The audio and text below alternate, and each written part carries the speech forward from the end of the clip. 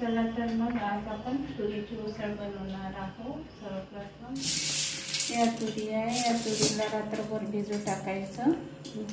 भिजू टाकल्यानंतर यांना भिजल्यानंतरही या कुकरमध्ये यांना 2 ते 3 शिट्ट्यामध्ये होऊ द्यावं लागतं।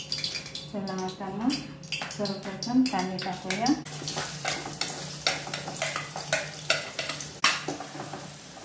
पाण्यामध्ये लसूण तेलामध्ये जोपर्यंत आपण लसूण आपण थोडं बारीक करून घेऊ।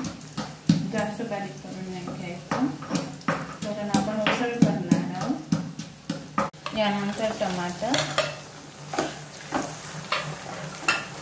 गॅस हाय फ्लेमवरच ठेवायला लागेल आपल्याला। मिरची, लसणाचा पेस्ट पण जास्त बारीक केलेला नाही आहे। धने पावडर, जिरे पावडर, मिरची असल्यामुळे मी थोडं तिखट टाकते आणि हळद। हे सर्व मसाले तेलामध्ये होऊ देते।